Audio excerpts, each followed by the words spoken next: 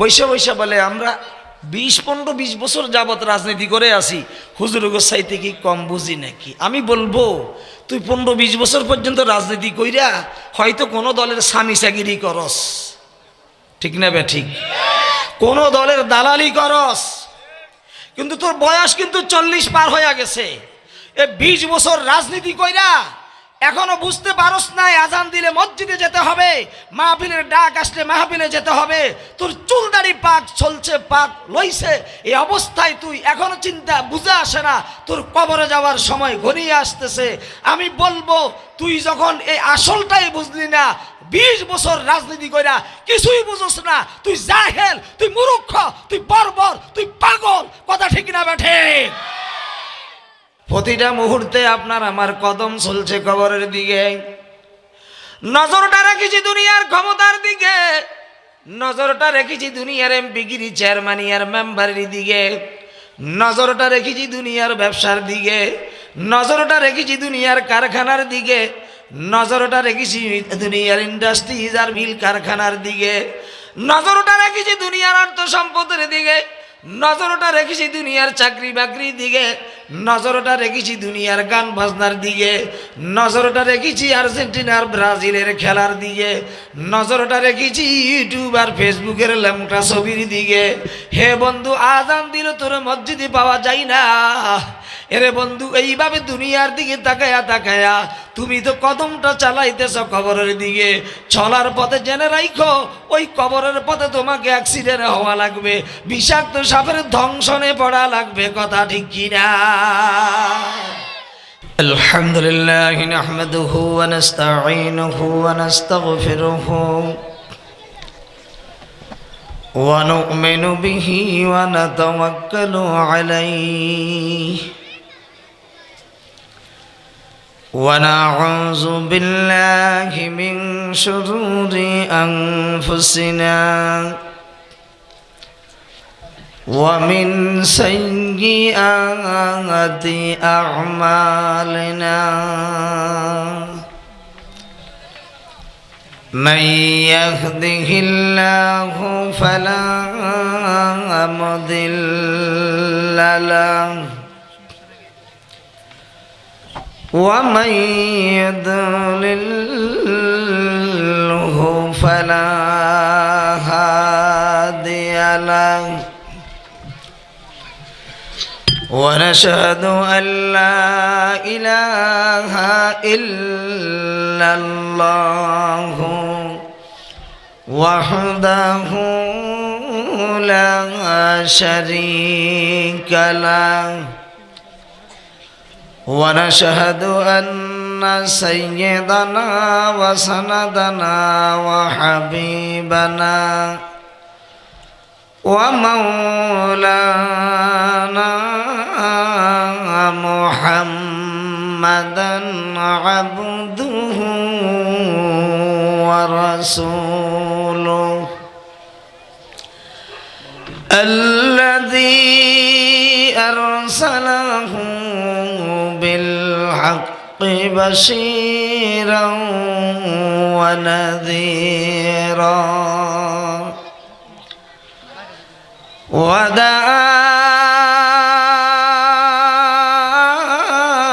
وداعيا إلى الله بإذنه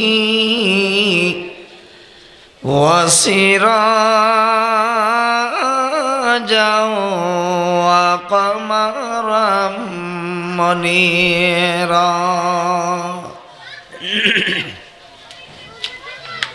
أما بعد فأعوذ بالله من الشيطان الرجيم بسم الله الرحمن الرحيم والعصر إن الإنسان لفي خسر إلا الذين آمنوا وعملوا الصالحات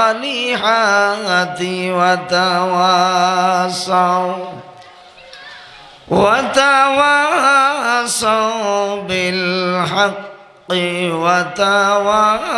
وتواصوا بالصبر. قال رسول الله صلى الله عليه وسلم الإيمان نصفان نصف صبر ونصف شكر. মোহাব্বতের সাথে দরুদে ইব্রাহিমি পড়েন আল্লাহুম্মা সাল্লি আলা মুহাম্মাদিন ওয়া আলা আলি মুহাম্মাদ কামা সাল্লাইতা আলা ইব্রাহিম ওয়া আলা আলি ইব্রাহিম ইন্নাকা হামিদুম মাজিদ. আল্লাহুম্মা বারিক আলা মুহাম্মাদিন ওয়া আলা আলি মুহাম্মাদ কামা বারাকতা আলা ইব্রাহিম ওয়া আলা আলি ইব্রাহিম ইন্নাকা হামিদুম মাজিদ.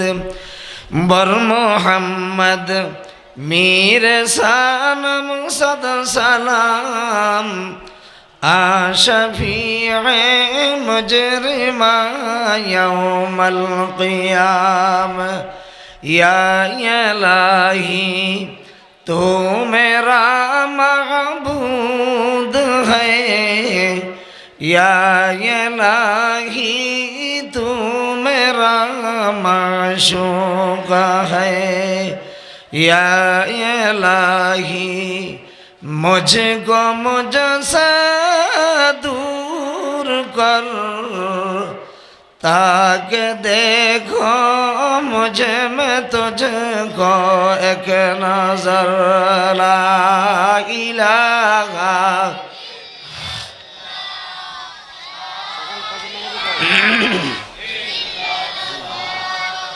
ला इलाहा इल्लल्लाह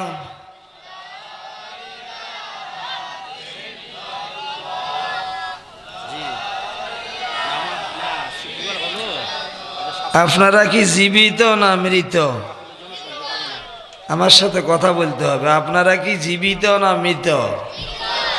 উপরে না কবরে? আওয়াজে বোঝা যায় কবরে। আমরা কি ইমানদার না বেঈমান? জোরে বলেন। কি ভেজাল যুক্ত না ভেজাল মুক্ত? আজকে আমাদের ইমানে ভেজাল ঢুকার কারণে ইমানদারের ইমানি আওয়াজে দুর্বলতা এসেছে, ঠিক না বে ঠিক? ইমানে ভেজাল ঢুকার কারণে আজকে বিজাতির হাতে মুসলমান মার খাচ্ছে, ঠিক না বে ঠিক? অথচ বর্তমান সময়ে পৃথিবীতে মুসলমানের সংখ্যা বেশি না কম? কত? 180 কোটি। 180 কোটি মতান্তরে 200 কোটি, কম বেশ 200 কোটি মুসলমান আমরা এখন পৃথিবীতে আছি। এই অবস্থায়ও আজকে আমরা ভারতের দিকে তাকাইলে দেখি মুসলমান মার খায়, কাশ্মীরে মুসলমান মার খায়, হ্যাঁ বসনিয়া সেসনিয়ায় মার খায়, সেই প্যালেস্টাইনে মুসলমান নিধন হচ্ছে। এই পর্যন্ত না হলো কমবেশ নারী পুরুষ শিশু সহ 70,000 মুসলমান বিজাতিদের হাতে নিহত হয়েছে, মুসলমানদেরকে হত্যা করেছে। কথা ঠিক না ঠিক? কিন্তু এমন একটা সময় তো ছিল যেই সময় মুসলমানের সংখ্যা ছিল হাতে গোনা কয়েকজন। যুদ্ধের ময়দানে মুসলমানের সংখ্যা হলো 1000 আর কাফেরদের সংখ্যা হলো 3000। জিহাদের ময়দানে, যুদ্ধের ময়দানে মুসলমানের সংখ্যা হলো 3000 আর কাফের বেঈমানদের শূন্য সংখ্যা হলো 1,00,000। 3000 মুসলমানের ঈমানি আওয়াজে, আল্লাহু আকবারের ধ্বনিতে 1,00,000 কাফের বেঈমান অস্ত্র শস্ত্র থুইয়া কলিজা কাঁপতে কাঁপতে ইঁদুরের মতো ময়দান ছেড়ে পালিয়েছিল। কথা ঠিক না বেঠে? আজকে কি হলো? ইমানে ভেজাল ঢুকেছে, সেজন্য বেজাতির হাতে মার খাইতে হচ্ছে। ঠিক না বেঠে? আজকে আপনাদের এই এলাকায় কোরআনের মাহফিল হচ্ছে, বলেন তো এই এলাকায় মুসলমান কি শুধু এই না আরো আছে? জোরে বলেন। বহু মুসলমান আছে। ওয়াল্লাযীনা আমানু আশাদ্দু হুব্বাল লিল্লাহ।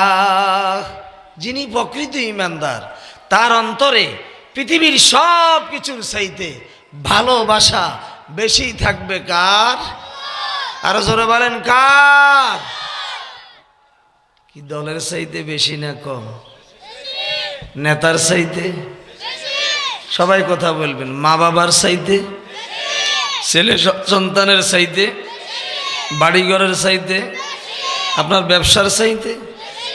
দুঃখের বিষয়, এখন পর্যন্ত ব্যবসার ভালোবাসা অন্তর থেকে ছাড়তে পারলাম না। এখন পর্যন্ত রাস্তায় রাস্তায় হাঁটে হাঁটে বাদাম টিপা টিপির ভালোবাসা ছাড়তে পারলাম না। এখন পর্যন্ত ইউটিউব আর ফেসবুকের ভালোবাসা ছাড়তে পারলাম না। তো আমার ঈমান আর আছে কতটুকু? ওয়াইজা তুলিয়াত আলাইহিম আয়াতুহু জাদাতুহুম ঈমানা। যিনি প্রকৃত ঈমানদার, প্রকৃত একজন মুসলমান, যখন কোরআনের তেলাওয়াত শুনে, কোরআনের আওয়াজ শুনে, তার কানে কোরআনের আওয়াজ স্পর্শ করে, সাথে সাথে ঈমানদারের ঈমানের মধ্যে ঢেউ খেলা আরম্ভ হয়। তখন আর তার কাছে গান বাজনা ভালো লাগে না, ইউটিউব আর ফেসবুক ভালো লাগে না, তাস জুয়া ভালো লাগে না, দোকানদারি ভালো লাগে না। এক কথায় পৃথিবীর সকল কিছু বাদ দিয়া ওই লোকটা কোরআনের ডাকে সাড়া দিতে পারে, কোরআনের ডাকে সাড়া দিতে বাধ্য হয়। এই লোকটাই হলো প্রকৃত ঈমানদার। কথা ঠিক কিনা? তাই আমি অনুরোধ করব, এই এলাকায় যারা আছেন, ব্যবসায়ী ভাইরা যারা আছেন, রাস্তাঘাটে যারা আছেন, আমরা যদি প্রকৃত ঈমানদার মুসলমানের দাবিদার হয়ে থাকি, অল্প সময়ের জন্য আমরা কিছু সময়ের জন্য হলেও প্যান্ডেলের ভেতরে আইসা বসার চেষ্টা করি। অল্প সময় কথা হবে, কষ্ট পাবেন না, অল্প সময়ের ভিতরে মোনাজাত হয়ে যাবে। যাই হোক, তো আমরা যারা এখানে বসছি, আমরা কি সবাই ভেজাল মুক্ত ঈমানদার কিনা? জোরে বলেন। কি আমাদের ঈমানে ভেজাল আছে? আর আমাদের ঈমানে ভেজাল আছে? আচ্ছা, আপনি আর আমি, আমরা যে ঈমানদার, এটা কি আমাদের দাবি না স্বীকৃতি আছে? কথা বলে না। স্বীকৃতি আছে কিনা? স্বীকৃতি কার পক্ষ থেকে আছে? ইয়া আইয়ুহাল্লাযীনা আমানু, ইয়া আইয়ুহাল্লাযীনা আমানুস্তাঈনু বিস-সাবরি ওয়াস-সালাহ, ইয়া আইয়ুহাল্লাযীনা আমানুত্তাকুল্লাহ। হে ঈমানদার সম্প্রদায়, কে বলছে? তাহলে একদল ঈমানদার পৃথিবীতে আছে, এই স্বীকৃতিটা কার? তো ওই ঈমানদার কারা বলেন না? আমরা, বলেন না। আমাদের ঈমানে কি ভেজাল আসেনি? শিরক করেননি, কবর পূজা করেননি, মাজার পূজা করেননি, হ্যাঁ? তাহলে নির্ভেজাল ঈমানওয়ালার মতো পরিচয় দিয়া আল্লাহর একত্ববাদের ঘোষণা আল্লাহর দেওয়া জবান দিয়া বের করেন, লা ইলাহা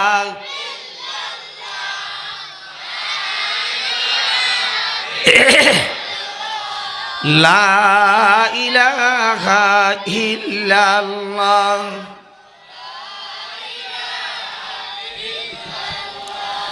লা ইলাহা ইল্লাল্লাহু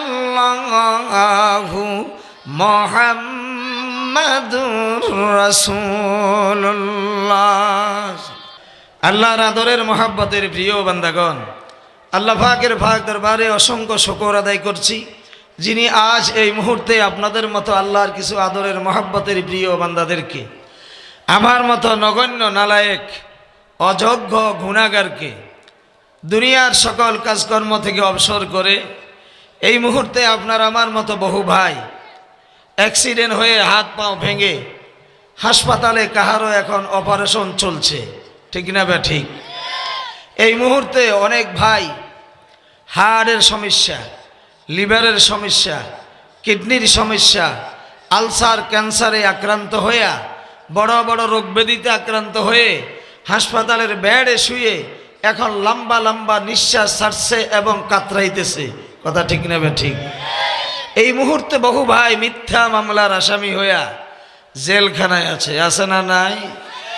এই মুহূর্তে বহু ভাই টাস জুয়ায় মদের আড্ডাখানায়, জেনা বেবিচারিতে, মদ গাজায়, ইউটিউব আর ফেসবুকের ল্যাংটা ছবিতে, এক কথায় বিভিন্ন প্রকার গুনার কাজে লিপ্ত আছে, ঠিক না বে ঠিক? আল্লাহ পাক সকল প্রকার অসুস্থতা থেকে সুস্থতা দান করে, সকল প্রকার বিপদ আপদ অ্যাক্সিডেন্ট বলা মুসিবত থেকে হেফাজতে রেখে এই মুহূর্তে সকল প্রকার গুনাহ থেকে মুক্ত রেখে দ্বীনের নিসবতে, কোরআন ও সুন্নাহর নিসবতে, দাওয়াত ও তাবলীগের নিসবতে, আল্লাহ আল্লাহ রসুলের মহব্বতে আজকের এই জান্নাতের বাগানে রহমতের সামিয়ানার নিচে জান্নাতি মেহমান হিসাবে আসার এবং বসার মতো সুবর্ণ সুযোগটুকু দান করেছেন। আমরা যারা আসছি বসছি, আসতে পেরে বসতে পেরে খুশি না বেজার, পুরা না আধা? যদি পুরা খুশি হয়ে থাকি তাহলে খুশির সাথে আকাশ পাতাল মুখরিত করে সুন্দর আওয়াজে হৃদয়ের সবটুকুন আবেগকে উজাড় করে দিয়ে মন খুলে, প্রাণ খুলে, জবান খুলে, উচ্চস্বরে বলিষ্ঠ কণ্ঠে মায়ার আওয়াজে হৃদয়ের গহীন থেকে আমার সাথে একসাথে বলুন আলহামদুলিল্লাহ। আমরা যারা আসছি বসছি সকলের এই দিলের ভিতরে একটা কথায় লালন করছি, সেটা হলো কখন মাহফিল শেষ হইয়া যাবে আর কখন বাসা বাড়িতে যাব, ঠিক না? যদিও আপনারা না বলেন, কথা কিন্তু বাস্তব। আর ব্যবসায়ী ভাইরা যারা আছে ওদের দিলের ভিতরে লালন করছে যে দোকানদারি শেষ হবে, বাড়ি ঘরে যাবে, ঘুমাবে। আমার জিজ্ঞাসা, এখান থেকে উইটা আপনি বাসা বাড়িতে চলছেন, দোকানদারি শেষ দিয়ে আপনার বাসা বাড়িতে চলছেন, হঠাৎ সংবাদ আসলো আপনার বাসায় আপনি পৌঁছতে পারলেন না, রাস্তায় একটা গাড়ি এসে আপনাকে অ্যাক্সিডেন্ট করে ওই জায়গায় মারা গেলেন, অথবা একটা সাপে দংশন করলো, অথবা হার্ট অ্যাটাক করে ব্রেন স্ট্রোক হয়ে রাস্তায় ঘুরে পড়ে মারা গেলেন, বলেন আপনি আপনার বাসা বাড়িতে গেলেন না কবরের দিকে গেলেন? জোরে বলেন না, কোন দিকে রওনা হইলেন? কিন্তু নজর আর দিলের লালন ওই বাসা বাড়িতে যাইয়া ঘুমাবো, খাট ফালাঙ্গাবে শুইব, ঠিক না বে ঠিক? আর চলছি কোথায় বলেন না, কোথায়? কদম সুয়ে মার কদ নজর সুয়ে দুনিয়া, কদম সুয়ে মার কদ নজর সুয়ে দুনিয়া, कहा जा रहा है कहाँ देख रहा है, किधर जा रहा है किधर देख रहा है। ও বাবা, ও ভাই, একটু মনোযোগ দেন। একটা মানুষ সামনে হাঁটছে, বাড়ি থেকে, মাহফিল থেকে অথবা দোকান থেকে সামনে যাচ্ছে, লোকটার কদমটা কি সামনে চলবে না পিছনে? বলেন না, সামনে যাইতে কদম কি সামনে চলে না পিছনে? তো সামনে কদম দিয়া চললো, নজর থাকবে কোথায়? পিছনে না সামনে? এখন লোকটা সামনে হাঁটতেছে, কদম চলছে সামনে, নজরটা যদি পিছনে রাখে, এই লোকটা কি গাছের সাথে ইটের সাথে রাস্তায় কি উষ্টা খায়া অ্যাক্সিডেন্ট হবে না? রাস্তার গর্তের মুখে যদি বিষাক্ত সাপ মাথা উঁচু করে রাখে, এই লোকটা কি ওই সাপের ধ্বংসনে পড়বে না? জোরে বলেন। মুসলমান ভাইরা রে আমার, প্রতিটা মুহূর্তে আপনার আমার কদম চলছে কবরের দিকে। নজরটা রেখেছি দুনিয়ার ক্ষমতার দিকে, নজরটা রেখেছি দুনিয়ার এমপিগিরি চেয়ারম্যানি আর মেম্বারের দিকে, নজরটা রেখেছি দুনিয়ার ব্যবসার দিকে, নজরটা রেখেছি দুনিয়ার কারখানার দিকে, নজরটা রেখেছি দুনিয়ার ইন্ডাস্ট্রিজ আর মিল কারখানার দিকে, নজরটা রেখেছি দুনিয়ার অর্থ সম্পদের দিকে, নজরটা রেখেছি দুনিয়ার চাকরি বাকরির দিকে, নজরটা রেখেছি দুনিয়ার গান বাজনার দিকে, নজরটা রেখেছি আর্জেন্টিনার ব্রাজিলের খেলার দিকে, নজরটা রেখেছি ইউটিউব আর ফেসবুকের ল্যাংটা ছবির দিকে। হে বন্ধু, আজান দিল তোর মসজিদে পাওয়া যায় না। এরে বন্ধু, এইভাবে দুনিয়ার দিকে তাকায়া তাকায়া তুমি তো কদমটা চালাইতেছ কবরের দিকে। চলার পথে জেনে রাখো, ওই কবরের পথে তোমাকে অ্যাক্সিডেন্ট হওয়া লাগবে, বিষাক্ত সাপের ধ্বংসনে পড়া লাগবে। কথা ঠিক কিনা? সেই জন্য বলি রে ভাই, যারা এখনো দোকানপাটে আছেন, যারা এখনো রাস্তাঘাটে আছেন, হয়ে যেতে পারে এই রাত্রটা আপনার আমার জীবনের কাহার জন্য জীবনের শেষ রাত, হয়ে যেতে পারে এই বসাটা জীবনের শেষ বসা, হয়ে যেতে পারে এই মাহফিলটা জীবনের শেষ মাহফিল। কথা ঠিক কিনা? যদি এই বসাটা জীবনের শেষ বসা হয় আর এখানেই যদি মালাকুল মউতটা হাজির হয়, আল্লাহর কসম, মাহফিলে কারা কারা বসেছ, জীবনের শেষ মুহূর্তে কে কোন আমলটা করছ, ফেরেশতারা সব আমলগুলি ভিডিও করেছে, লিখতেছে, সিসি ক্যামেরায় ধারণ করতেছে। কথা ঠিক কিনা? আর যেই মানুষটা রাস্তায় হাইটা হাইটা সিগারেট টানে, দোকানে বসে বসে এখন ইউটিউব আর ফেসবুকের ল্যাংটা ছবির দিকে সময়টা কাটাচ্ছে, তার সেই আমলটাও অডিও ভিডিও হচ্ছে, সিসি ক্যামেরায় ধারণ করা হচ্ছে, ওটাও লিপিবদ্ধ হচ্ছে। কথা ঠিক কিনা? মা ইয়ালফিযু মিন কাউলিন ইল্লা লাদাইহি রাকীবুন আতীদ। হে বন্ধু, প্রকাশ্যে করো, রাত্রে করো, দিনে করো, আলোতে করো, অন্ধকারে করো, ইচ্ছাই করো, অনিচ্ছাই করো, ভালো কাজ করো, মন্দ কাজ করো, বসে বসে তুমি জানাবে বিচারি করো, অথবা বসে বসে তুমি আল্লাহ আল্লাহ জিকিরি করো, সব কিছু তোমার পিছনে দুইজন সম্মানিত লিখক ফেরেশতা কাগজ কলম নিয়ে দাঁড়িয়ে আছে, সব কিছু লিপিবদ্ধ হচ্ছে, সব কিছু ভিডিও হচ্ছে। কথা ঠিক কিনা? আছে লিখক ফেরেশতা? জোরে বলেন আছে? আপনারা আমার সবার সাথে আছে তো? আজকে যেটা ভিডিও হচ্ছে হাসরের মাঠে, প্রত্যেকের সকল আমল আল্লাহ এইভাবে চোখের সামনে তুলে ধরবে। সেই দিন আপনি একটা আমলকে গোপন করবেন এমন কোনো সুযোগ থাকবে? যেমন আমরা মোবাইলে খবর শুনি, নাচ গান দেখি, একটা মেয়ে একটা ছেলে ছবি করে ঢাকায়, সে কেমন করে নাচে, কেমন করে গান গায়, কেমন করে ড্যান্স দেয়, তার ড্যান্সটাও দেখেন, অঙ্গি ভঙ্গিও দেখেন, গানের আওয়াজটাও শুনেন। শুনেন কি শুনেন না? কথা বলেন না কেন? তাহলে মনে হয় সবাই ফেরেশতা। বলেন তো, এই একজন মানুষের একটা কথা রেকর্ডিং করে, ভিডিও করে, সে হয়তো কথাটা বলেছে ঢাকায়, সিলেটে, সৌদি আরবে, তার কথাটা আপনি বাংলাদেশে বসে তার সিনারিটাও দেখতেছেন, তার আওয়াজটাও শুনতেছেন। ঠিক না বে ঠিক?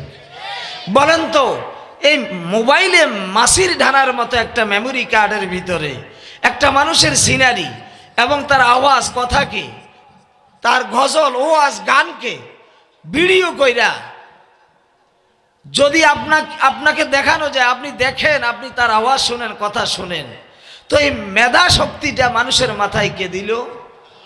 জোরে বলেন। যে আল্লাহ এইভাবে দুনিয়ার মানুষের মাথায় এই মেধা শক্তি দিয়া মানুষের কথা, মানুষের আমল, মানুষের সিনারি দেখাইতে পারে, সে আল্লাহ কি হাসরের মাঠে জীবনের যে যেখানে বসে যাই করছেন সকল সিনারি কি আল্লাহ দেখাইতে পারে না? আরো জোরে বলেন, পারে কি না? ওই লিখক ফেরেশতা আছে না নাই? আরো জোরে কন।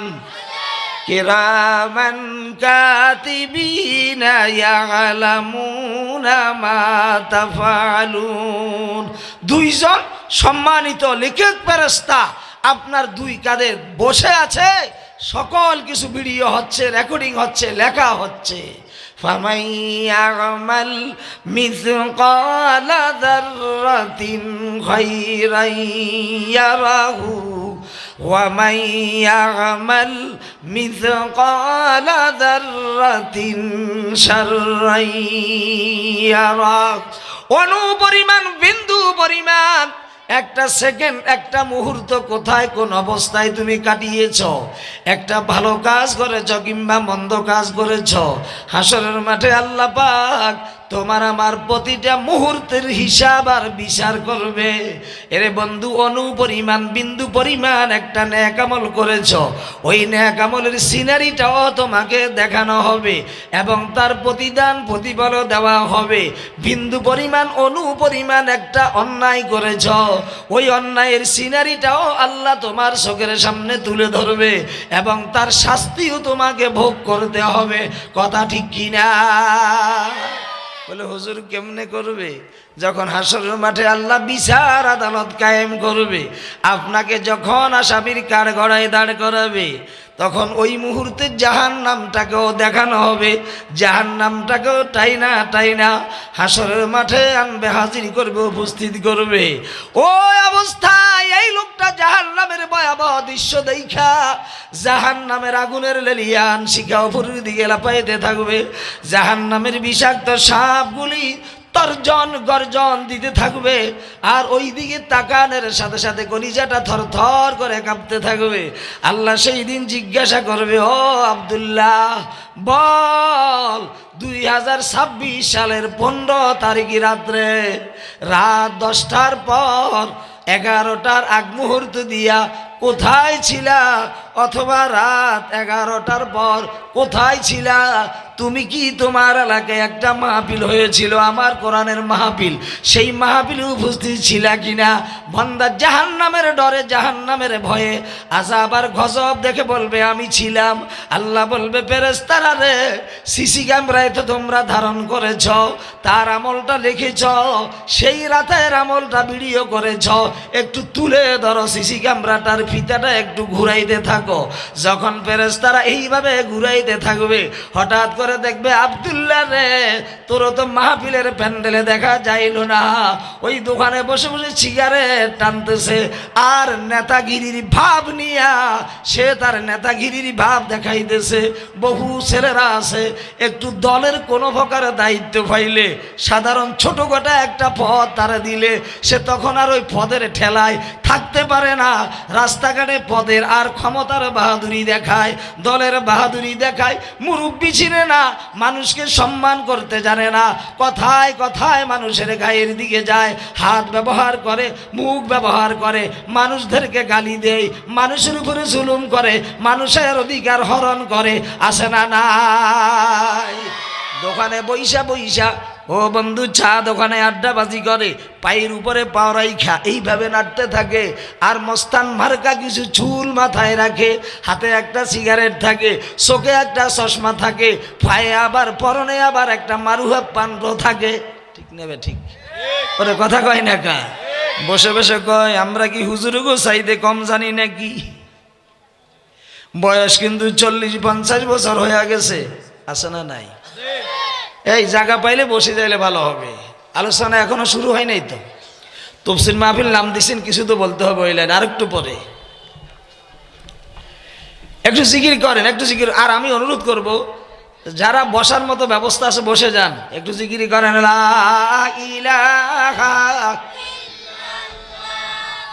লা ইলাহা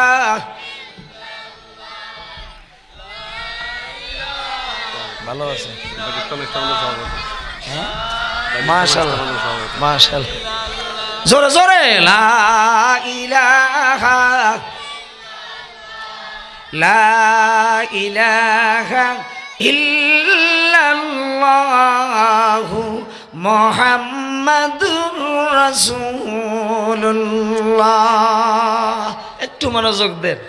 বৈশা বৈশা বলে আমরা 20 বছর যাবত রাজনীতি করে আসি, হুজুর গোসাইতে কি কম বুঝি নাকি? আমি বলবো তুই 15-20 বছর পর্যন্ত রাজনীতি কইরা হয়তো কোনো দলের সামিসাগিরি করস, ঠিক না বে ঠিক? কোনো দলের দালালি করস, কিন্তু তোর বয়স কিন্তু 40 পার হয়ে গেছে। এ 20 বছর রাজনীতি কইরা এখনো বুঝতে পারস নাই আজান দিলে মসজিদে যেতে হবে, মাহফিলের ডাক আসলে মাহফিলে যেতে হবে। তোর চুল দাড়ি পাক চলছে, পাক লইছে, এই অবস্থায় তুই এখনো চিন্তা বুঝে আসে না তোর কবরে যাওয়ার সময় ঘনিয়ে আসতেছে। আমি বলবো তুই যখন এই আসলটাই বুঝলি না, 20 বছর রাজনীতি কইরা কিছুই বুঝোস না, তুই জাহেল, তুই মূর্খ, তুই বর্বর, তুই পাগল। কথা ঠিক না বেঠে? কিসের নেতাগিরি এর ফেতাগিরি? তোর এগুলোর দাম আছে? হাসরের মাঠে তোর নেতার খবর থাকবে? তোর নেতাও তো সেই দিন তোকে চিনবে না। কথা বলেন ঠিক না বে ঠিক? নেতারে বলবে নেতা সাহেব আমি বিপদে পড়ছি, নেতা বলবে সৌগান গেট আউট। বেটা তুই কি আমি তোরে চিনি না? আজকে নিজের জীবন কেমনে বাঁচাবো সেই পেরেশানিতে আমি আছি, তুই আসছো আমারে নেতা ডাকতি। বলেন তো সেই নেতার অনুকরণ করে কোনো লাভ হবে? আর জোরে বলেন না। এমন নেতার অনুকরণ করো যেই নেতা তোমাকে সত্যের দিকে ডাকে, আল্লাহর জান্নাতের দিকে ডাকে, ন্যায়ের দিকে ডাকে, মানুষের অধিকারের দিকে ডাকে, দেশের শান্তির দিকে ডাকে, জনগণের শান্তির দিকে ডাকে, কল্যাণের দিকে আহ্বান করে। আজান দিলে নেতাও মসজিদে যায়, তুমি কর্মীও নেতার পিছনে পিছনে মসজিদে যাও। হাসরের মাঠে নেতা সামনে থাকবে, কর্মী পিছনে থাকবে, আল্লাহই নেতার পিছ ধরে জান্নাতে পৌঁছায়া দিবে। সুবহানাল্লাহ বলেন না? তাহলে সব ধরনের নেতার অনুকরণ করা যাবে? কথা ঠিক নেবে ঠিক? আরো জোরে খন। আমি কোনো দলের বিরুদ্ধে কথা বলবো না, উল্টা পাল্টা বুঝবেন না আবার। এখন এই বেচারা বসে বসে সিগারেট টানে, এই বেচারা বসে বসে, এই ভাই বসে বসে আমার বলার কোনখান থেকে কোথায় চলে গেলাম, সেখানে বসে বসে নেতাগিরির ভাব দেখায়। বলছিলাম এই নেতাগুলো আবার দলের আর ক্ষমতার কিছু দাপটও দেখায়। দেখায় কি দেখায় না? আরো জোরে বলেন না। কথায় কথায় মানুষের গালি দিই, বেটা চিনোস আমাকে, আমি অমুক দলের এই সেই, ঠিক না বেটি? মানুষের গায়ে আঘাত করে, ঠিক না? আল্লাহ রসুল বলেন ওই মুসলমানের দাবিদার, ওই মোমেনের দাবিদার যার হাতের অত্যাচার থেকে আর জবানের অত্যাচার থেকে অন্য মুসলমান নিরাপদ নয়, ওইটা প্রকৃত মুসলমান না, প্রকৃত মোমেন না। কথা ঠিক না বেঠি? আমার কথা না রসুলের কথা? আমার নবীর কথা কি সত্য না মিথ্যা? বিশ্বাস আছে তো? সুতরাং বন্ধু তুই নেতাগিরি কর, দল কর, আমরা বাধা দেব না। তবে এমন নেতা সাজিস না যেই নেতা মরে যাওয়ার পরে মানুষ তোর উপরে গজব দিবে, লানত করবে। এমন নেতা হও যেই নেতা মারা যাওয়ার পরও মানুষ বলবে হারে একটা সোনার ছেলে এলাকা থেকে বিদায় হয়ে গেছে, ঠিক না বে ঠিক? যেমন আপনাদের এলাকায়, এই এলাকায় একটা ছেলে আজান দিলে মসজিদে দৌড়াই, একেবারে যুবক ছেলে, থোঁতায় কিছু দাঁড়িয়েও আছে। এই ছেলেটা সিগারেট হাতে থাকলে আলেম ওলামা দেখলে, মুরব্বী দেখলে সিগারেটটা ফেলে দেয়। চা দোকানে চেয়ারে বসা থাকলে মুরব্বী, বাবার সমতুল্য মুরব্বী আসছে, মসজিদের ইমাম সাহেব হুজুর আসছে, একজন আলেম আসছে, তাড়াতাড়ি উঠে চেয়ারটা ছেড়ে দিল। আপনারা কি বলবেন? মাশাআল্লাহ আমাদের এলাকায় একটা সোনার ছেলে আছে, খুব একটা ভালো মানুষের ছেলে, বলে কি বলে না? আর আরেকটা ছেলে কথায় কথায় মাস্তানি আর সন্ত্রাসী করে, মদ গাঁজা খায়, কথায় কথায় মানুষকে গালিগালাজ করে, দলের আর ক্ষমতার দাপট দেখায়া মানুষের উপরে নির্যাতন, অত্যাচার, জুলুম করে। আপনারা বলবেন কি মনে ওর জন্ম ঠিক নেই, ঠিক না বা ঠিক? এখন ওই ছেলেটা মারা গেলে কি বলবেন? আগের ছেলেটা আহারে একটা ছেলে, ভালো ছেলে, একটা সোনার ছেলে আমাদের এলাকা থেকে বিদায় হয়ে গেছে, এমন ছেলে আর এই এলাকায় হবে? আর ওই সন্ত্রাস, ওই বেয়াদব, ওই জালেম মারা গেলে এলাকার মানুষে বলবে আল্লাহর গজব বিদায় হইছে, আল্লাহ আমাকে মুক্ত করছে। কথা ঠিক না ব্যাঠে?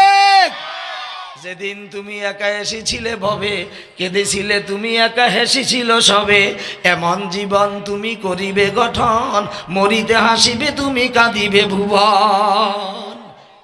আল্লাহ নবীর সামনে, ও বন্ধু তোমার জীবনটা যদি আদর্শবান নেতা হও, তোমার জীবন কত বড় দামি। তুমি যদি একজন দিনদার নেতা হও, কত বড় দামি। নবীজি সাহাবাই কেরামদেরকে ওয়াজ করতেছেন, সাহাবাই কেরাম এইভাবে সামনে বসা। মনোযোগ আছে তো? এমত অবস্থায় একটা মৃত ব্যক্তিকে, আজকে যেমন আমরা জানাজা পড়লাম না, একটা মৃত লাশকে কবরের দিকে নিয়ে যাচ্ছে।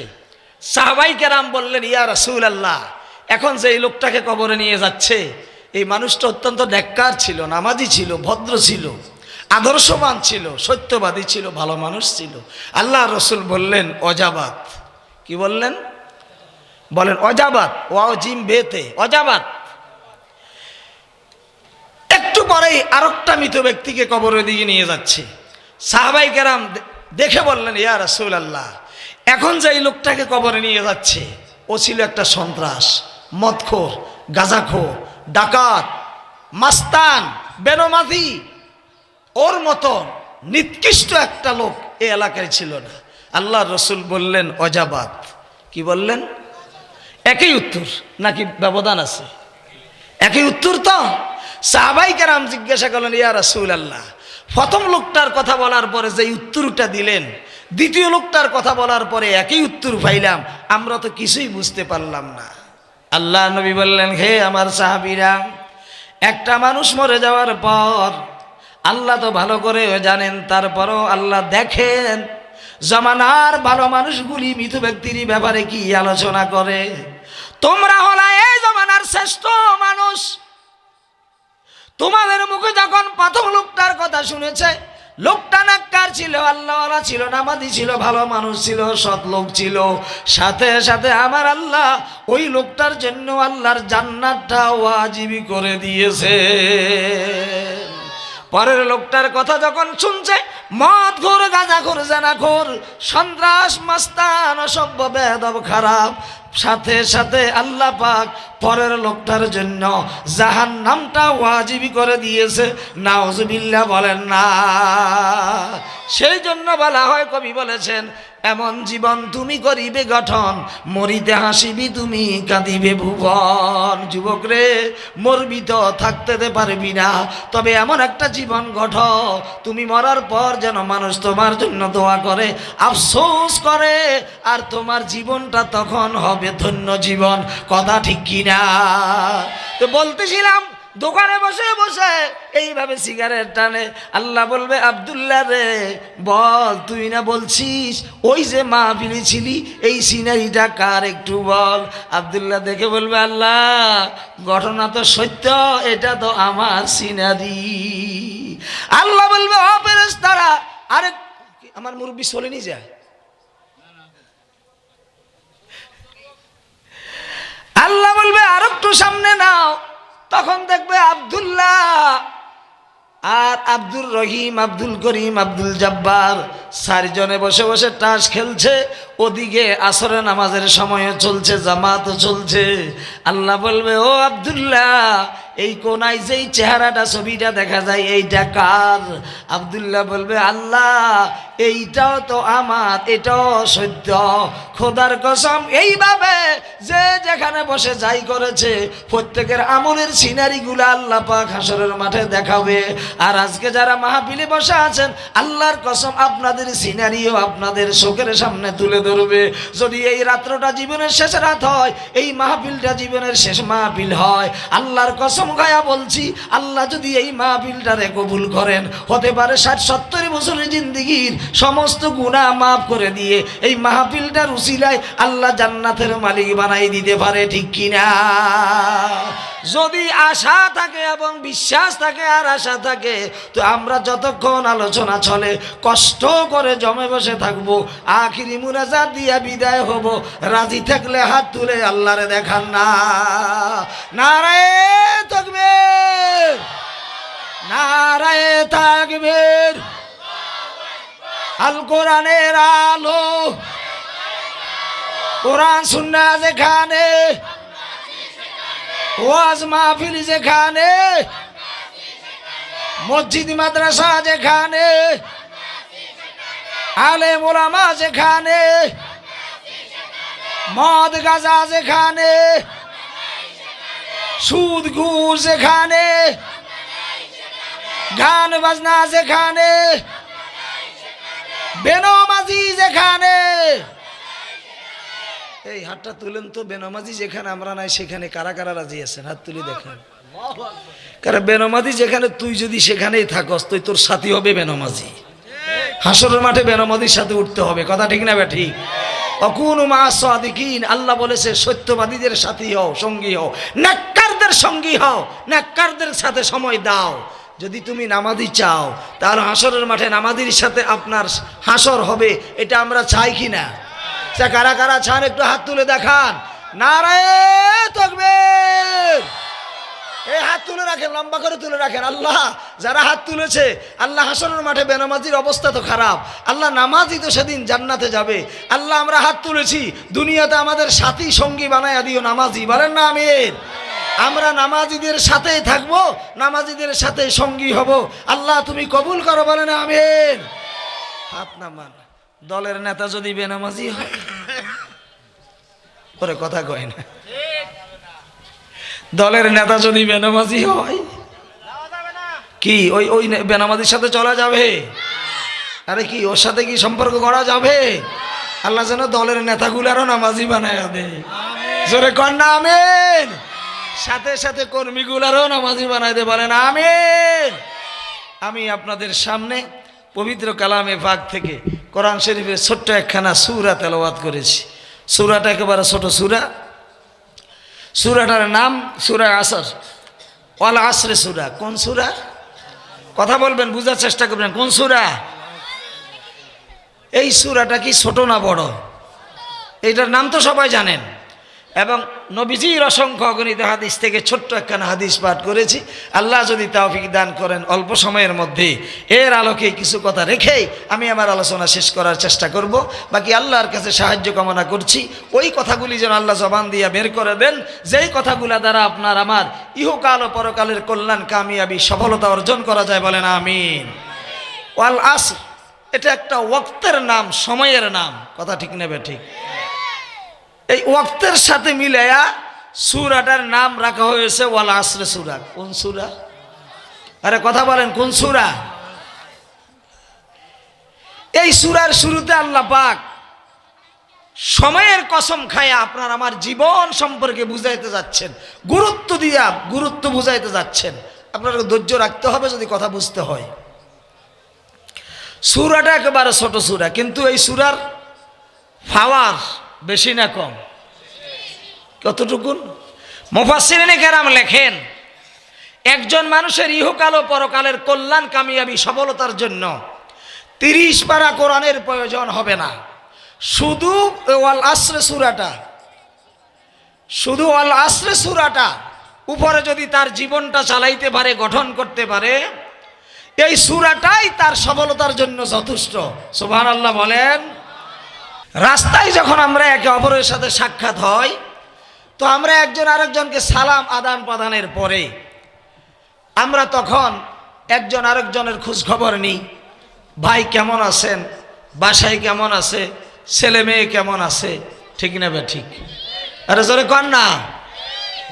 সাহাবায়ে কেরাম রাস্তায় যখন একজন আরেকজনের সাথে সাক্ষাৎ হতো, তো সালাম আদান প্রদানের পরে সর্বপ্রথম তারা একজন আরেকজনকে জিজ্ঞাসা করতেন, ভাই আজকে আপনার ওয়াল আসরে সূরাটা তেলাওয়াত হইছে কিনা? সুবহানাল্লাহ কইেন না।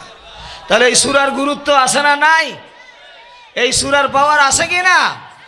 যাই হোক, একটু মনোযোগ দিন। এই সূরার শুরুতে আল্লাহ পাক সময়ের কসম খাচ্ছেন।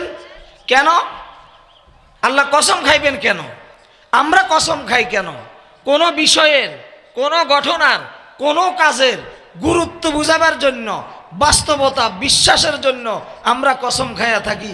আল্লাহর কসম, আমি আসতে দেখে আসছি রাস্তায় 2টা সিএনজি মুখোমুখি সংঘর্ষ লেগে একটা মানুষের পাও ভেঙে গেছে। এই আল্লাহর কসম, কসম খাওয়ার উদ্দেশ্য হলো ঘটনাটা সত্য, এটার গুরুত্ব বুঝাবার জন্য, কথা ঠিক না বে ঠিক?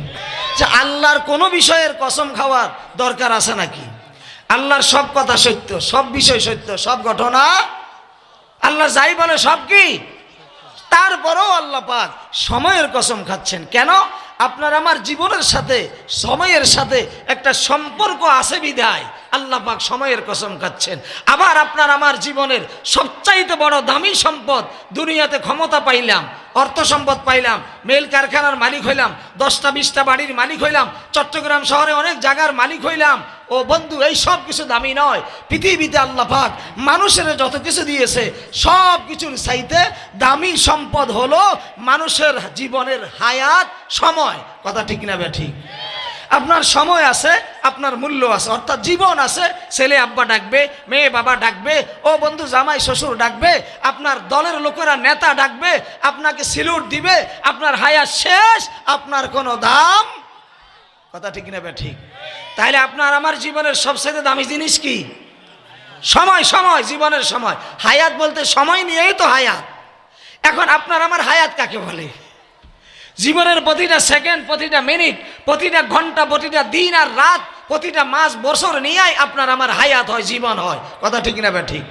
যেমন আপনার বয়স যদি 50 বছর হয় বা 60 বছর হয়, আপনার এই 60 বছর জীবনের মধ্যে এক বছর কইরা পূরণ হইয়া 60 বছরের একটা হায়াত পাইলেন, জীবন পাইলেন, ঠিক না? এবার আমার জিজ্ঞাসা, 60টা বছর আপনার যে একটা জীবন হলো, এই 60 বছরের মধ্যে এক বছর কইরা কি যোগ হওয়া লাগছে? কথা কয় না? এক বছর কইরেই তো 60 বছর হয়েছে নাকি? কথা বলে না, বুঝেন নাই? এক বছর এইভাবে পূরণ হইয়া, এইভাবে যোগ হইয়া 60 বছর বয়স হয়েছে, ঠিক না বে ঠিক? আচ্ছা এবার বলেন, আপনার জীবনের একটা বছর পূরণের জন্য কি মাসের দরকার হয় নাই? কয় মাস? জোরে বলেন তো। 12 মাস হওয়ার পরে একটা বছর আপনার জীবনের হায়াতের 1 বছর। আচ্ছা 1 বছর পূরণের জন্য কি মাসের প্রয়োজন হয়েছে নি? 12 মাস। মাস পূরণের জন্য কি দিনের প্রয়োজন হয়েছে কিনা? কয় দিনে মাস হয়? তাইলে আপনার জীবনের মধ্যে দিনও আছে, আছে না নাই? এবার আসেন, আপনার দিন পূরণের জন্য কি লাগে বলেন না? তাহলে আপনার জীবনে ঘন্টা আছে না নাই? কয় ঘন্টায় দিন হয়? 12 ঘন্টা বা 24 ঘন্টা, যেমনি বুঝেন। আচ্ছা একটা ঘন্টা পূরণের জন্য কি কি লাগে? মিনিট লাগে। তাহলে আপনার জীবনে এই ঘন্টার মধ্যে মিনিট আছে না নাই? একটা মিনিটের জন্য কি লাগে? কয় সেকেন্ডে মিনিট হয়? তাহলে আপনার জীবনের মধ্যে সেকেন্ডও আছে, মিনিটও আছে, ঘন্টাও আছে, দিনও আছে, রাতও আছে, সপ্তাহ আছে, মাসও আছে, বছর আছে, সব কিছু মিলাইয়া আপনার একটা হায়াত, একটা জীবন হয়েছে। কথা ঠিক না বে ঠিক? মুসলমান ভাইরা রে আমার, আমি সময় লম্বা করব না, আল্লাহ পাক সময়ের কসম খাচ্ছেন। সেই সময়টা আবার আসরের সময়। বলেন না কোন সময়? আরো আসতে কোন সময়? এই আসরের সময়টা দিনের শুরু সময় না শেষ সময়? মুসলমান ভাইরা রে আমার, আল্লাহ পাক দিনের শেষ সময়ের কসম খাইয়া কেন বুঝাচ্ছেন? আল্লাহ বুঝাইতে চায়, হে জগতের বান্দা বান্দিরা, এই আসরের সময়টা যেমনি ভাবে এই দিনটাকে শেষ করে দেয়, শেষের দিকে নিয়ে যায়, আমি আল্লাহ ওই সময়ের কসম খাইতেছি, যেই সময়টা দিনের শেষ করে দেয় সেই সময়টা তোর জীবনটারও শেষের দিকে নিয়ে যায়। আমি আল্লাহ জীবনের এই আসরের এই দিনের শেষ সময়ের কসম খাইয়া বুঝাইতে চাই, তোর জীবন থেকে একটা মিনিট যদি বিদায় হয়, একটা সেকেন্ড শেষ হয়, একটা মিনিট শেষ হয়, একটা ঘন্টা শেষ হয়, মনে করবা এই মিনিটটাই তোমার জীবনটাকে শেষের দিকে নিয়ে যাচ্ছে, এই ঘন্টাটাই তোমার জীবনটাকে শেষের দিকে নিয়ে যাচ্ছে। আজকের দিনটা তুমি এখনো বেঁচে আছো, হয়তো তুমি ভাবনা ভাবতেছ আগামীকালও বাঁচবে, আরো 1 মাস বাঁচবে, 1 বছর বাঁচবে, 5 বছর বাঁচবে, 10 বছর বাঁচবে। একটু মনোযোগ দাও যুবকেরা, যুব সমাজের উদ্যোগে মাহফিলটা হয়েছে, যুবকেরা যদি পরিবর্তন হয় তাহলে এই মাহফিল সার্থক।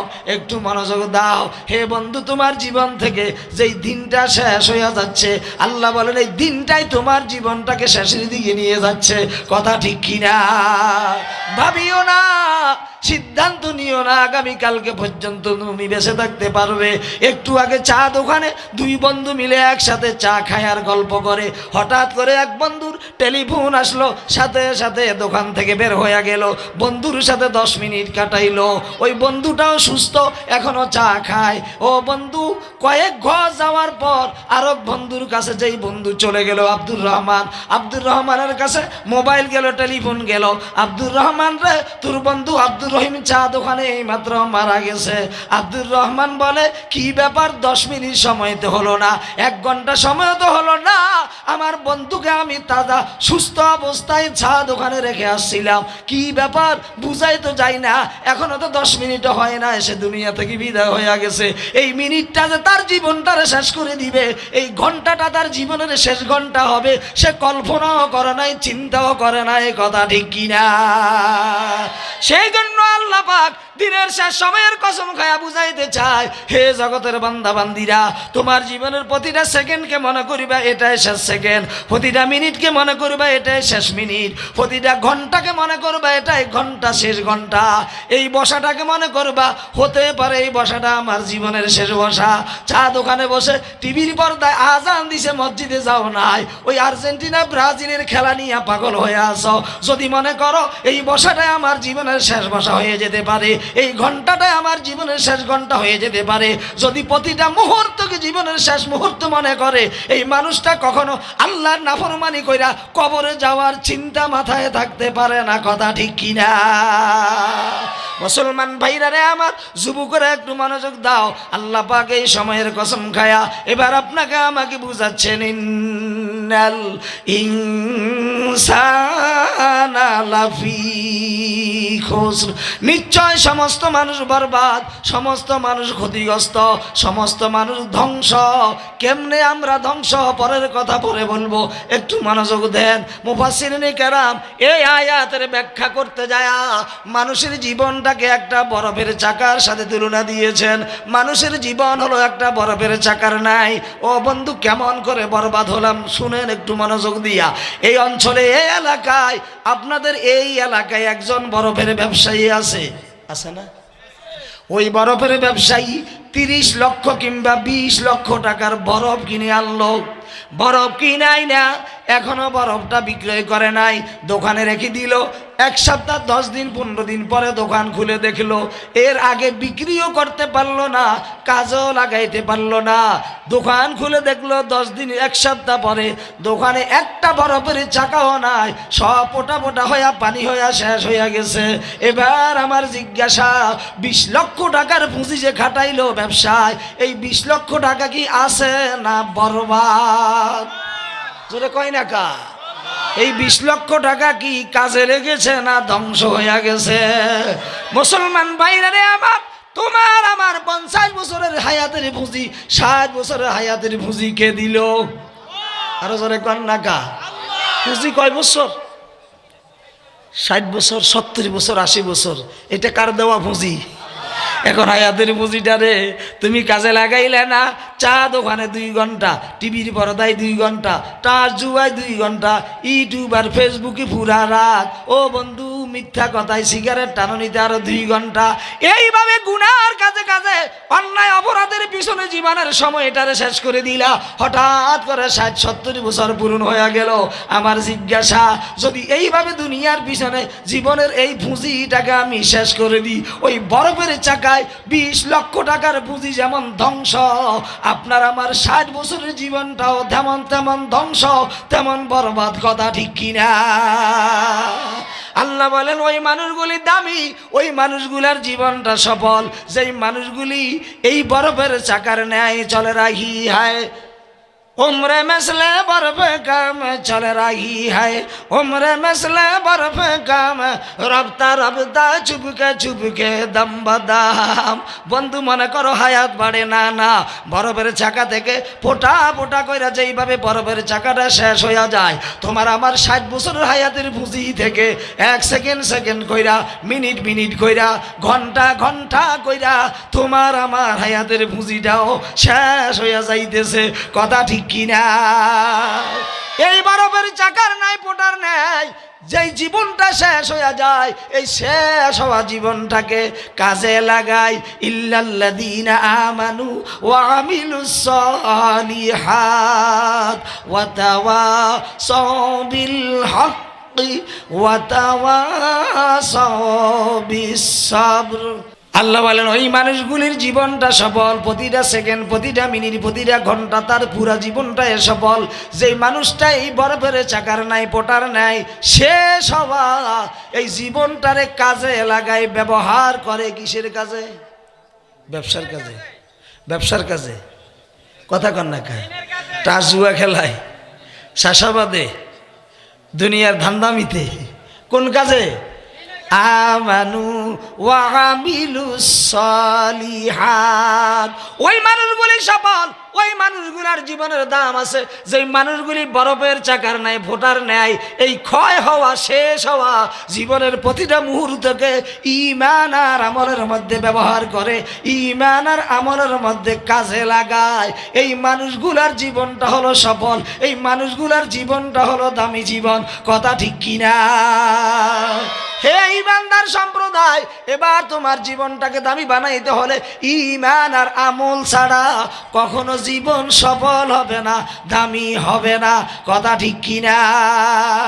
এবার আপনি যদি ঈমান আর আমলের উপরে জীবনটারে গঠন করতে যান, ঈমানের উপরে চলতে যান, ঈমানের উপরে কথা বলতে যান, ঈমানের উপরে আপনি আপনার ব্যবসা করতে যান, ঈমানের উপরে আপনি আপনার সমাজ চালাইতে যান, ঈমানের উপরে যদি আপনি আপনার দেশ চালাইতে যান, ঈমানের উপরে আপনি যদি আপনার ব্যবসা চালাইতে যান, ঈমানের উপরে যদি আপনার আদালত চালাইতে যান, ঈমানের উপরে চলতে গেলে আপনাকে হকের উপরে, সত্যের উপরে থাকতে হবে, সত্যের কথা বলতে হবে।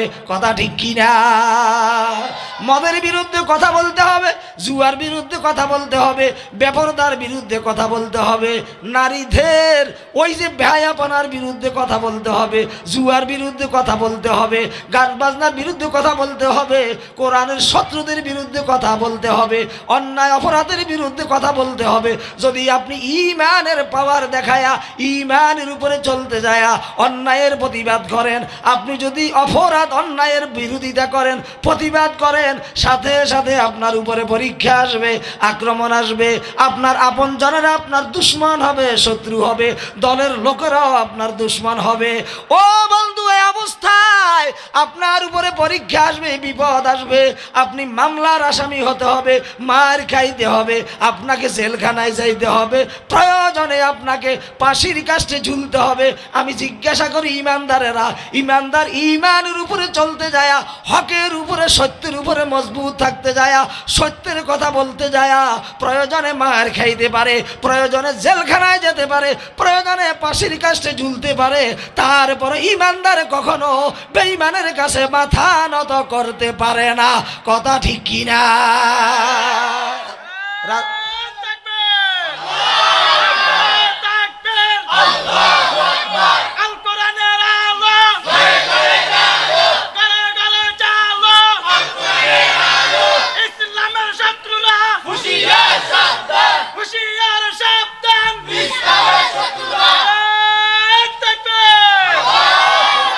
চারটা গুণের উপরে আপনার জীবনটা সফল। এক নম্বরে ঈমান, দুই নম্বরে নেকামল। বলেন নাকি? জোরে বলেন। নামাজ পড়া নেকামল, না পড়া নেকামল? এই মিয়া, নামাজ পড়া কি নেকামল না না পড়া নেকামল? সুদ খাওয়াটা মনে হয় ভালো আমল, ঘুষ খাওয়া ভালো আমল, মিথ্যা কথা বলা ভালো আমল, নাউজুবিল্লাহ কর না, চুরি করা, মানুষের পকেট কাইরে টাকা নেওয়া, হাই হাই, বেপরদায় চলা, রাস্তায় পর্দা ছিন্ন কইরা চলা, এটা মনে হয় ভালো আমল। হাই হাই হাই হাই, আরে মহিলারা তো পর্দা ছিন্ন করে, করে পুরুষেরাও করে, করে না? অনেকে দেখবেন শ্রমিক আছে, হাফ প্যান্ট পরে, ফ্যান ফ্যান ফ্যান, হাঁটুর উপরে না নিচে? উপরে না?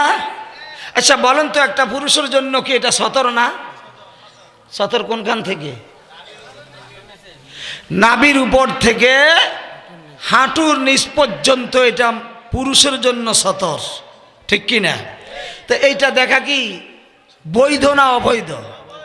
এখন আপনি যে গোঁস দিয়া বা প্যান পরে আপনার সতরটা দেখাইছেন, লানাল্লাহুন নাযিরা ওয়াল মানজুরা ইলাইহি, শুধু মহিলার দিকে তাকাইলে লানত পড়ে, মহিলার ব্যাপারদার কারণে গুনাহগার হয় এমন নয়। ও পুরুষ, তুমি যে তোমার সতর দেখায়া আরেকজনের নজর পড়ছে, তোমার দিকে তাকায়া তাকায়া গল্প করছো, তুমি যে দেখাইতেছ তোমার উপরে আল্লাহর লানত, যে দেখতেছে তার উপরে আল্লাহর লানত। নাউজুবিল্লাহ বলেন না। মুসলমান ভাইরা রে আমার, তাহলে বেপরদাই চলা, সতর ঘুইলা রাখা, এটা নেকামল না বদামল? আরো জোরে কন। ভাইরা রে আমার, তুমি যদি তোমার জীবনটাকে সফল করতে চাও, তাহলে তোমার জীবনটা ঈমান আর আমলের উপরে চলতে হবে। এরপরে তুমি হকের উপরে মজবুত থাকতে হবে। 3 নম্বর গুণ, সত্যের উপরে চলতে হবে। সত্যের কথা, হকের কথা অন্যকে বলতে হবে। বলতে গেলে, বুঝাইতে গেলে, আনতে গেলে পরীক্ষা আসবে, বিপদ আসবে। নিজে সবর করবা, ধৈর্য ধারণ করবা, অপর ভাইকে সবরের উপদেশ দিতে হবে। এই 4টা গুণ যদি থাকে, এই মানুষটার জীবনটা সফল। কথা ঠিক কিনা? এখন আমরা তো ওই দাওয়াত দিই নিজের দলের ক্ষমতায় নিবার জন্য। ভালো কথা, দলের দাওয়াত দাও, কিন্তু এই কথাটা তো তোমার দায়িত্ব আছে। তুমি মুসলমান হইয়া থাকলে, ভাই চলো নামাজের দিকে, এটা হলো তোমার হকের দাওয়াত। ভাই মিথ্যা কথা বলো না, ভাই সুদ খাইও না, ভাই ঘুষ খাইও না, ভাই অন্যায় করো না, মানুষের উপরে জুলুম করিও না, অন্যের অধিকার হরণ করো না। এগুলা হলো হকের দাওয়াত, সত্যের দাওয়াত। কথা ঠিক না ব্যাঠিক? দেব তো ইনশাআল্লাহ, দেব তো। এবার পরীক্ষা আসবে, এই ধৈর্য নিজে, সবর নিজের থাকতে হবে, অপর ভাইকে ধৈর্যের উপদেশ দিতে হবে, সবরের উপদেশ দিতে হবে। এই অবস্থা ইমানদার পরীক্ষা আসবে। ইমানদার কখনোই ইমান ছাড়তে পারে? আমি কেমনে, কতটুকু পরীক্ষা আসবে? কি পরীক্ষা আমাদের উপর আসছে? এখনো আসে নাই। আমি একটা ঘটনা বললে আপনারা এটা সকলেই জানেন। বিবি আসিয়া রাদিয়াল্লাহু তাআলা আনহা, তিনি কি মুসলমান ছিলেন না? ইমানদার ছিল কি না? আচ্ছা, ফেরাউন কি মুসলমান ছিল? সে কি ইমানদার ছিল? সংক্ষেপ পরীক্ষাটা কেমন আসবে, ও ধৈর্যটা কেমন হবে, এই ঘটনা থেকে আমরা শিক্ষা নিতে হবে, সবক নিতে হবে। বিবি আসিয়া রাদিয়াল্লাহু তাআলা আনহা মাথা আশ্রাইতে আশ্রাইতে চিরুনিটা একদিন জমিনে পড়ে গেছে। তো বিসমিল্লাহ পড়ে চিরুনিটা হাতে নিল। তো ফেরাউন না কয়, এই আসিয়া, বিসমিল্লাহ এটা কোন কথা বললি? আল্লাহকে বিসমে ফেরাউন এই কথা বল, খোদা তো আমি, আনা রব্বুকুমুল আলা, আমি বড় খোদা। নাউজুবিল্লাহ কর না। আসিয়া কয়, সারা জীবন দেখলাম তুমি আমার ঘরের মানুষ, তুমি খোদা হইলা কবে? আমি তো খোদা মানছি, লা ইলাহা ইল্লাল্লাহু মুসা কালিমুল্লাহ, আমি তো মুসার খোদার উপরে ঈমান আনছি, তুমি খোদা হইলা কবে? আরে তুই জানোস না, এদেশের সবাই আমাকে খোদা মানে। তার সৈন্য সামন্তর পাকপাদার যারা আছে সবাই দেখতেছে আসিয়া তাকে খোদা মানছে না। তো ফেরাউনের সৈন্যরা, লস্করেরা কয়, ফেরাউন তোমার ঘরের, আমরা সবাই তোমারে খোদা মানি, তোমার ঘরের স্ত্রী তোমাকে খোদা মানছে না, তাকে হয়তো তোমার আয়ত্তে আনো, আর না হয় আমাদের হাতে সপর্দ করে দাও। যতই কিছু কোন স্ত্রী তো ফেরাউন রাতের অন্ধকারে যায় কয়, আসিয়া সবাই আমারে খোদা মানে, অন্তত তুমি একবারের মতো হইলে আমারে খোদা মানো না। বলে, আমি তো তোমার খোদা হিসাবে মানতে পারি না, আমি তো খোদা মানছি মুসার খোদা রে, এক আল্লাহ রে। কারে? আরে কাকে কাকে? আল্লাহ। ফেরাউন না কয়, আসিয়া তুই যেই খোদারে মানস, আমিও তো জানি সেই খোদা আসল খোদা আছে। সুবহানাল্লাহ কইতেন না? আরে আমি ফেরাউনও তো জানি সে আসল খোদা আছে, আমার একটু নকল খোদা হিসাবে হইলো স্বীকার করস না। আসিয়া কয়, তুই মনে করছ বুঝি আমার খোদা তোর মতো খোদা? আন্নাল কুওয়াতা লিল্লাহি জামিআ ইন্নাল্লাহা আলা কুল্লি শাইইন কাদির আল্লাহু লা ইলাহা ইল্লা হুয়াল হাইয়ুল কাইয়্যুম। তুমি মনে করেছ আমার খোদা এই দেশ থেকে আরেক দেশে গেলে তোমার ওখানে রাইখা যাবে? আমার খোদা তো এমন খোদা যিনি জিন্দা খোদা, সদা সর্বদা সর্ব জায়গায় বিরাজমান। কথা ঠিক না ঠিক? আমার খোদা তো এমন নয় যে দুর্বল খোদা, সর্বশক্তিমান, সকল ক্ষমতার অধিকারী খোদা। সুতরাং তোমাকে আমি নকল খোদা হিসাবে অস্বীকার করতে পারি। ফেরাউন ঠিক আছে, যখন করলি না তো মজা দেখামো তোর খোদার ভালোবাসা কেমন। অসুবিধা হয়নি? বলতাম নাকি? এবার বিবি আসিয়া রাদিয়াল্লাহু তাআলা আনহাকে হাত পা বাঁধলেন। এরপর একটা বড় চুলা বানালেন, চুলার ভেতরে আগুন জ্বলছে, আর চুলার উপরে বড় একটা তৈলের কড়া বসানো হলো। তৈলের কড়ার ভিতরে তৈল ঢাললো, চুলার আগুন তো ধাউ ধাউ করে জ্বলছে, ওদিক দিয়া তৈলের কড়ার তৈলগুলি গরম হচ্ছে, উত্তপ্ত গরম। আর লোহার একটা ধারালো কাশি চুলার মুখ দিয়ে আগুনের ভিতরে দিয়ে দিলেন। এই কাশিটা যখন আগুনের তাপে লালে লাল হয়ে যায়, কাশিটা বের করে আসিয়া রাদিয়াল্লাহু তাআলা আনহার শরীর থেকে গোস্তগুলি, চামড়াগুলি কাইটা কাইটা ওই তৈলের মধ্যে ভাজি করা আরম্ভ করে দিয়েছে। বিবি আসিয়া রাদিয়াল্লাহু তাআলা আনহা কান্দে আর কয়, হে মালিক, চুরি করি নাই, ডাকাতি করি নাই, সন্ত্রাসী করি নাই, জানা বেবিচারি করি নাই, একমাত্র অপরাধ আমি পড়েছি লা ইলাহা ইল্লাল্লাহু মুসা কালিমুল্লাহ। এই কালেমা পড়ার অপরাধে, তুমি এক আল্লাহর উপরে ঈমান আনার অপরাধে, আয় আল্লাহ আমার উপরে অত্যাচার নির্যাতন চলছে, আমার গোস্তগুলি, চামড়াগুলি কাইটা কাইটা ফুটন্ত তৈলের মধ্যে ভাজি করতেছে। আল্লাহ গো, এই অবস্থায় তুমি আমাকে ধৈর্য ধারণ করার শক্তি দাও, সবর করার শক্তি দাও। আল্লাহ গো, এই বিপদে পালায়া ওই ঈমানের মতো দৌলত, কালেমার মতো মধুর বাণীটা আমি আসিয়ার মুখ থেকে ভুলাইয়া নিও না। মুসলমান ভাইরা রে আমার, অত্যাচারের মাত্রা বাড়তে লাগলো। সর্বশেষ আসিয়া রাদিয়াল্লাহু তাআলা আনহাকে তখতির মধ্যে শোয়ানো হলো। আসিয়ার হাতে পায়ে এমনকি লজ্জাস্থানে পর্যন্ত তখতির সাথে লোহার প্যারাক মারা হলো। প্যারাক মেরে জল্লাদকে অর্ডার দিল, হে জল্লাদ, এমন একটা কোপ মারবা, একটা কোপের সাথে সাথে যেন আসিয়ার গর্দান সহ তখতি সহ দুখণ্ডিত হয়ে যায়। ফেরাউনের জল্লাদ যখন তরবারিটা উপরে উঠাইল, আসিয়া রাদিয়াল্লাহু তাআলা আনহাকে হত্যা করে শেষ করে দিবে।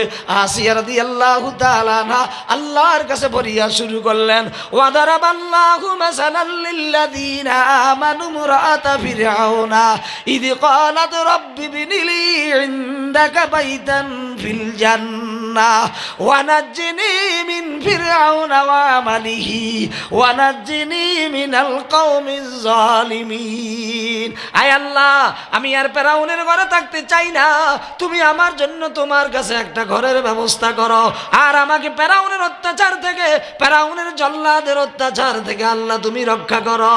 ওই ফিরআউনের জল্লাদ কূপ দিবে, এই কূপ দেওয়ার আগে আগে আসিয়ার দরখাস্ত আল্লাহ কবুল করে ফেললেন। ফিরআউনের জল্লাদ কূপ দেওয়ার আগে আগে, জবাই করার আগে আগে আল্লাহ পাক আসিয়ার জানটা বাহির কইরা আল্লাহর আরশ আজিমের মধ্যে জায়গা দিয়েছে। সুবহানাল্লাহ কন্না। মান আমিলা সালিহাম মিন যাকারিন আও উনসা ওয়া হুয়া মুমিনুন ফালানুহইয়ান্নাহু হায়াতান তাইয়্যিবা ওয়া লানাজজিয়ান্নাহুম আজরাহুম বিআহসানি মা কানু ইয়ামালুন। আল্লাহ বলেন, তোমাদের মধ্যে হতে নারী হোক কিংবা পুরুষ হোক, যারা নেক আমল করবে, ভালো আমল করবে, নেক আমল করবে ঈমান অবস্থায়, নেক আমলের জন্য শর্ত হলো ঈমান লাগবে। ওযু ছাড়া নামাজ হয় না, ঈমান ছাড়া কোনো আমল আল্লাহর কাছে গ্রহণযোগ্য হবে ঠিক না বা ঠিক? আল্লাহ বলেন, ঈমান অবস্থায় নারী হোক কিংবা পুরুষ হোক, যারাই নেক আমল করবে ঈমানের সাথে, আমি আল্লাহ পাক দুনিয়াতে তাদেরকে এমন একটা জীবন উপহার দেব, যে জীবনটা হবে পবিত্র জীবন। দুনিয়ার কোনো কুফরি শক্তি, বেঈমানি শক্তি, শয়তানি শক্তি হাজারো চেষ্টা করলো ওই পবিত্র ঈমানদারের এই ঈমান আর জীবনটাকে নষ্ট করতে পারবে না। কথা ঠিক কিনা? মুসলমান ভাইরা রে আমার, আমার জিজ্ঞাসা, আসিয়া রাদিয়াল্লাহু তাআলা আনহা ঈমান ঠিক রাইখা আল্লাহর কাছে যাওয়ার জন্য জীবনটারে বিসর্জন দিতে প্রস্তুত ছিলেন। ফিরআউন এত চেষ্টা করার পরও আসিয়াকে মাথা নত করাইতে পারলেন না। আসিয়া বেঈমানের কাছে মাথা নত করে নাই। ও মুসলমান নারী পুরুষেরা, তোমার আমার ঈমান আর আমল ঠিক রাখতে যায়, আল্লাহ আল্লাহ রাসূলের ভালোবাসা ঠিক রাখতে যায়, যদি এইভাবে আক্রমণ আসে, অত্যাচার আসে, নির্যাতন আসে, প্রয়োজনে আপনার আমার রক্ত দিব, প্রয়োজনে মার খাবো, প্রয়োজনে জীবন দিব, তারপরও ঈমান দিব না। রাজি থাকলে হাত তুলে দেখান না।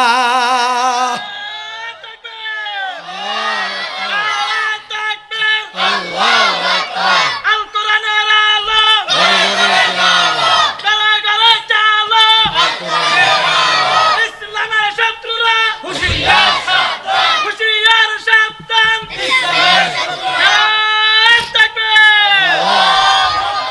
আল কোরআনের আলো, এরপরে এটা তো শুনছি পুরান স্লোগান, এরপরে আরেকটা আসছে আল কোরআনের আলো সংসদে জালো, ঠিক না বে ঠিক? আচ্ছা, আবু জাহিল্লার ঘরে কি কোরআনের দাওয়া যায় নাই? জোরে বলেন না। আর আবু বকর ওমরের বাড়িতে গেছে তো বন্ধু, ওই আবু বকর ওমর কোরআনের আলো দ্বারা উপকৃত হইছে, আবু জাহিল্লা উপকৃত হইতে পারে নাই। কেন? আবু বকরের কলিজায় জায়গা দিছে কোরআনের ভালোবাসা, কোরআনের আলো। ওমরের কলিজায় জায়গা দিছে, আবু জাহিল্লা দিলে জায়গা দেই নাই, কলিজায় জায়গা দেই নাই, সেই জন্য ওটার পরিবর্তন হয়। সুতরাং আল কোরআনের আলো দিলে দিলে জালো, অন্তরে ঢুকাও, দিলে ঢুকাও, দিলে ঢুকাও, তাহলেই তোমার আমার চরিত্রের পরিবর্তন আসবে, সোনার মানুষে পরিণত হবে। কথা ঠিক না ব্যাঠে? মহতারাম হাজরিন, কথা লম্বা হয়ে যাচ্ছে, আমি লম্বা করব না, আগেই বলছি। এবার আমার জিজ্ঞাসা, যদি আপনি একজন বাস্তব ইমানদারের পরিচয় লাভ করতে চান, তো একজন ইমানদারের সর্বপ্রথম পরিচয় কি? আল্লাযীনা ইউমিনুনা বিল গায়বি ওয়া ইউকিমুনাস সালাত। অদৃশ্য অন্ধেখা খোদার উপরে ঈমান আনার পর একজন ইমানদারের সর্বপ্রথম পরিচয় হলো 5 ওয়াক্ত নামাজ কায়েম করা, ঠিক না বে ঠিক? আর যারা এই দাঁড়ানো বাইরা বলেন না কেন, ইমানদারের প্রথম পরিচয় কি? প্রথম পরিচয় আপনি যে ইমানদার দাবি তো করেন, কিন্তু দেখা যায় দৈনিক 5 বেলার 1 বেলাও দেখা যায় না আপনাকে মসজিদে, আছে না নাই? আল্লাহ বলেন প্রথম পরিচয় হলো ইমানদারের 5 ওয়াক্ত নামাজ কায়েম করা, ঠিক না? এবার নবীজি বলছেন, ও মুসলমানের সন্তানেরা, যারা মুসলমানের দাবিদার, যারা ইমানের দাবিদার, রসুল বলছেন একজন মুসলমান আর অমুসলিম, মুসলিম আর অমুসলিম, মুসলমান আর কাফেরের মধ্যে পার্থক্য হলো শুধু নামাজ। মুসলমানের পরিচয় এরা নামাজ পড়ে, কাফেরের পরিচয় এরা নামাজ পড়ে। এবার আপনি তো মুসলমানের সন্তান, বলেন তো, বয়স যদি 30 বছর হয়, বয়স যদি 40 বছর হয়, বয়স যদি 50 বছর হয়, এর মতো এমনও তো লোক আছেন যারা 50 বছর বয়স হয়ে গেছে, আজও আপনি 1 ওয়াক্ত নামাজ ঠিক মতো আদায় করেন না, আছে না নাই? আপনি মুসলমান দাবি করেন, ইমানদার দাবি করেন, আপনার মধ্যে আর ওই বিজাতের মধ্যে পার্থক্য কি হলো? আমার জিজ্ঞাসা, হয় মুসলমানের সন্তানেরা, যদি তুমি মুসলমানের পরিচয় লাভ করতে চাও, আল্লাহর কাছে ইমানদারের পরিচয় লাভ করতে চাও, আজ থেকে আর 1 ওয়াক্ত নামাজও ছাড়বো না, 5 ওয়াক্ত নামাজ যথারীতি যথাযথভাবে জামাতের সাথে আদায় করার চেষ্টা করব। বাস্তব ইমানদার হইয়া, বাস্তব মুসলমান হইয়া কবরে যাব। রাজি থাকলে হাত তুলে আল্লাহর দেখান, হাত তুলে রাখেন। আল্লাহ, আজকের এই মাহফিল সার্থক হবে। দাঁড়ানো বসা যত ভাই আছি আমরা, যদি আমরা নামাজি হইয়া যাই, আল্লাহ আমাদের সবাইকে নামাজি বানাইয়া দাও। সকালবেলায় কুকুর আর শুকুরে আল্লাহর কাছে দোয়া করে, আল্লাহ এই প্রভাতে সকাল বেলায় বেনামাজির চেহারা দেখাইও না। বেনামাজির চেহারা কুকুর পর্যন্ত ঘৃণা করে, শুকুর পর্যন্ত ঘৃণা করে। আমরা কি ওই ঘৃণার পাত্র হইয়া থাকবো? আর আল্লাহ আমাদেরকে বাস্তব মুসলমান বানাইয়া দাও, আল্লাহ আমাদেরকে নামাজি বানাইয়া দাও। আল্লাহ ওই নামাজ পড়ার তৌফিক দান করো যেই নামাজে আমার চরিত্রের পরিবর্তন করে দে, বলেন আমিন। হাত নামান। বলে হুজুর নামাজে চরিত্রের পরিবর্তন করবে মানে? বহু লোক তো নামাজও পড়ে, কপালে দাগ পড়ে গেছে, ঠিক না বে ঠিক? তো নামাজও পড়ে, সুদের লেনদেনও আছে, আছে না নাই? অথচ আল্লাহ বলেন ইন্না সলাতা তানহা আনিল ফাহশাই ওয়াল মুনকার, নিশ্চয় নামাজ নামাজিকে সকল গুনাহ থেকে, সকল পাপের কাছ থেকে ফিরাইয়া রাখে। কার কথা? তাহলে নামাজ একটা মেডিসিন, ঠিক না বে ঠিক? এখন আপনি বলতে পারেন হুজুর নামাজ পড়তে পড়তে কপালে দাগ পড়ে গেছে, কিন্তু এই লোকটা নামাজও পড়ে, সুদও খায়। ইঁদুর বলেন না, এর অর্থ কি? ইংরেজিতে যদি একটা অক্ষর পরিবর্তনের কারণে একটা ইঁদুর হয়, একটা বিড়াল হয়, তো আরবিতে একটা হরফ পরিবর্তন হইলে এইভাবে অর্থ কি পরিবর্তন হবে না? তাহলে আপনি নামাজটা পড়তেছেন, আপনার সূরা ফাতিহাটা শুদ্ধ আছে কিনা আগে দেখেন। আপনি আলহামদুলিল্লাহি রাব্বিল আলামিন, আলহামদু হায়ে হত্তি দিয়া, শক্ত হা, বুঝেন আপনার করে অন্য বুঝালে বুঝবেন না, শক্ত হা দিয়া পড়তে হয়। আলহামদু সমস্ত প্রশংসা, লিল্লাহি কার জন্য? আরো জোরে বলেন না। আরবিতে হা কয়টা? হা আর হা, একটা শক্ত হা আর একটা হায়ে হাওয়াজ বলা হয় নরম হা। কি হা? এখন হামদুর জায়গায় আপনি বললেন আলহামদু, নরম হা দিয়া। অর্থ হবে কি? সকল তেনা তুনা নেকড়া নুকরা জুডা পানি কাডা কুডা যা আছে নাউজুবিল্লাহ লিল্লাহি। কার জন্য? কার জন্য? তো যদি অর্থ এইভাবে পরিবর্তন হয়ে যায় তাহলে আজীবন নামাজ পড়লে কি আপনার নামাজ হবে কিনা? আরো জোরে বলেন না। সেই জন্য নামাজ কবুল হওয়ার জন্য আপনাকে প্রথম শর্ত কেরাত সহি হতে হবে, কোরআন সহি হতে হবে। এখন আপনার বয়স 50-60 বছর হয়ে গেছে, এই নামাজের ট্রেনিং দেওয়া হয় কোথায়? মাদ্রাসায়। বলেন না কেন? কোথায় নামাজের ট্রেনিং কোথায় দেওয়া হয়? নামাজের ওয়াজিবি 14টি, নামাজ ভঙ্গের কারণ 19টি, নামাজে সুন্নাতে মুআক্কাদা 12টি, ওযু করার তরিকা, ওযুতে কয় ফরজ। সেগুলা কোথায় শিখায়? কোথায় শিখায়? ওরা জোরে কয় না, কোথায় শিখায়? তো আপনার তো বয়স এখন 40, 50, 60 বছর হয়ে গেছে, আপনাকে কি মাদ্রাসায় ভর্তি করাবে? জোরে কন না কা? তাহলে আপনার নামাজ যদি কবুল হইতে হয়, নামাজ যদি সহি হইতে হয়, আপনাকে কেরাত সহি করা লাগবে কি লাগবে না? এই জন্য এই মাদ্রাসায় আপনাকে ভর্তি করাবে না। আপনার জন্য, আপনার নামাজটা ঠিক করার জন্য, আমলটারে ঠিক করার জন্য আরেকটা মাদ্রাসা আছে। সেই মাদ্রাসাটার নাম হলো বয়স্ক মাদ্রাসা, সলতা ফেরতা মাদ্রাসা, দাওয়াতে তবলিগের মাদ্রাসা। কথা ঠিক না ব্যাঠে? আল্লাহর কসম খাই, কপ্পারা দেওয়া লাগবে না। এক সিল্লা দেন। কত? 1 মাস 40 দিন। 3 সিল্লায় 4 মাস। আপনি 4টা মাস বাড়িঘর থেকে যাইয়া আপনি একটা চিল্লা লাগাইয়া দেখেন, যদি আপনার সূরা সহি না হইছে, আজান একামত, এমনকি আপনি ইমামতিও করার যোগ্যতা অর্জন করতে পারবেন। ঠিক না ব্যাঠি? আপনি তবলিগকে পছন্দ করেন না, ভালো কথা, আপত্তি নাই। তবে আপনাকে শিখার জন্য, আপনার নামাজ কবুল হওয়ার জন্য, আমল ঠিক করার জন্য অন্তত 4টা মাস 3টা চিল্লা দিয়ে চেষ্টা করেন, দেখবেন আপনার পরিবর্তন এসে যাবে। আল্লাহর রহমতে চরিত্রের পরিবর্তন আসবে। সুদ খাওয়া বন্ধ হবে, ঘুষ খাওয়া বন্ধ হবে, চুরি করা বন্ধ হবে, মিথ্যা বলা বন্ধ হবে। আর যতদিন নামাজ অশুদ্ধ থাকবে আপনার চরিত্রের পরিবর্তন আসবে। তাহলে রাজি আছি তো ইনশাআল্লাহ? রাজি আছি তো ইনশাআল্লাহ? আরে হাত তুলে দেখান, আল্লাহ তুমি আমাদের নামাজটা সহি করার নিয়তে অন্তত তবলিগের মাদ্রাসায় কিছু সময় দিয়া আমাদের নামাজটা সহি করার তৌফিক দান করা। বলেন আমিন। হাত নামান। এখন আপনি নামাজি হইয়া কবরে যাবেন, আপনার সন্তানগুলা কি বেনামাজি রেখে যাবেন? আরে জোরে বলেন না। আপনার সন্তান, আপনার ভাতিজা ভাতিজি, আপনার নাতিপুতি, আগামী প্রজন্ম, এই শিশুরা, এদেরকে যদি বাস্তব মানুষ বানাইতে হয়, এদেরকে যদি নামাজি বানাইতে হয়, মাদ্রাসা শিক্ষা ছাড়া বিকল্প কোনো ব্যবস্থা। ও মুসলমান, আগামী প্রজন্মগুলাকে যদি মুসলমান বানায়া দুনিয়া থেকে যেতে চাও, সন্তানগুলাকে যদি সুসন্তান বানায়া রেখে যেতে চাও, প্রতিটা এলাকায় একটা মাদ্রাসা ফরজ। কথা ঠিক না ব্যাঠি? আপনাদের এই এলাকায় এত অঞ্চলে মাদ্রাসা আছে। আমি অনুরোধ করব, মরার পরে ছেলেটা যেন আল্লাহর কোরআনের হাফেজ হইয়া, আলেম হইয়া, বাবা মায়ের জন্য কবরের পাশে দাঁড়াইয়া একটু চোখের পানি ছাড়ে আর রব্বির হামহুমা কামা রব্বায়ানি সগীরা। ও বন্ধু, একটা ছেলের I pass, B pass, degree pass, M A pass যাই করালেন, দুনিয়ায় টাকা পয়সা মালিক বানাইয়া গেলেন, কিন্তু এই ছেলেটা তো জানাজা পড়াইতে জানে না, পড়তে জানে না, এ তো নামাজ জানে না, বাবার জানাজায় গেল দোয়াটা জানে না। ও বন্ধু, জানাজা শেষ, বাবার কবরের পাশ দিয়ে যাচ্ছে সিগারেট টানতে টানতে আর মোবাইলের গান শুনতে শুনতে। বলেন তো বাবার কবরের আযাব বাড়বে না কমবে?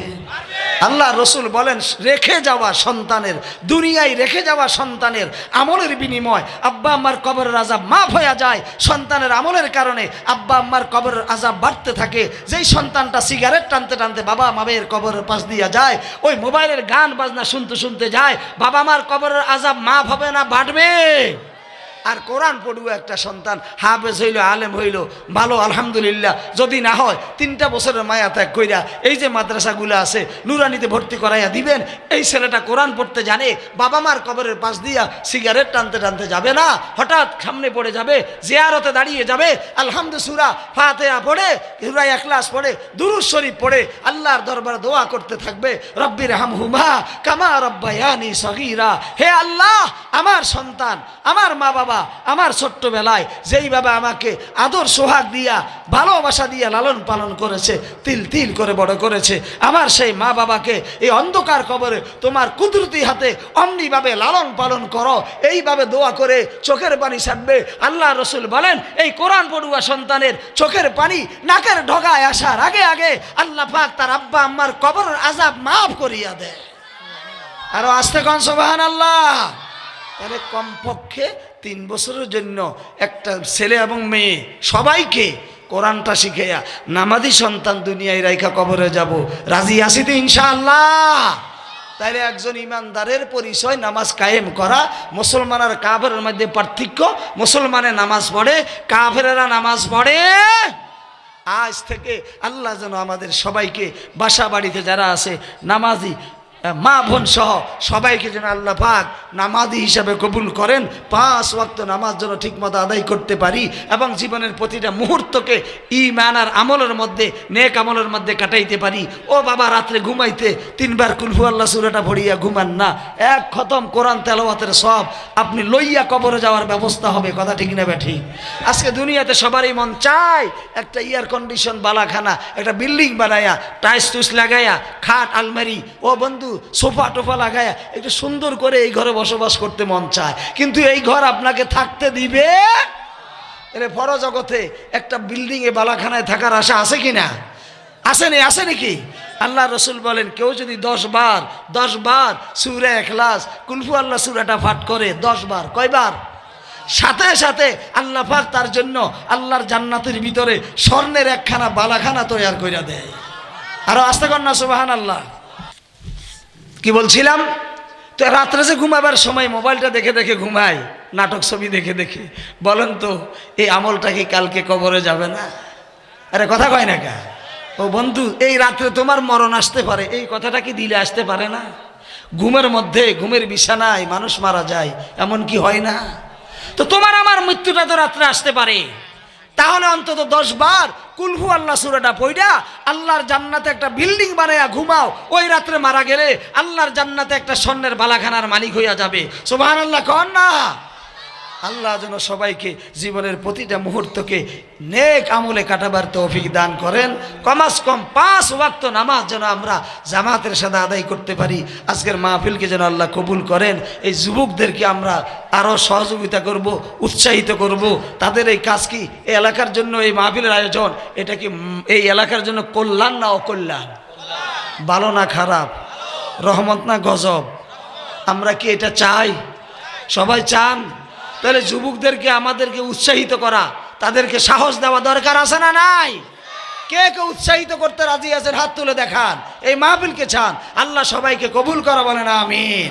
হাত নামান। কেউ যদি এদের সাথে সংযুক্ত হতে চান, আল্লাহর দ্বীন প্রতিষ্ঠার জন্য, দ্বীনের দাওয়াতের জন্য এদের সংগঠনের সাথে শরীক হওয়ার, নামটা দিয়ে আপনিও একজন সদস্য হওয়ার জন্য আমি অনুরোধ করলাম। আল্লাহ যেন যুবকদের এই মেহনতকে কবুল করেন, আজকের এই মাহফিলকে কবুল করেন।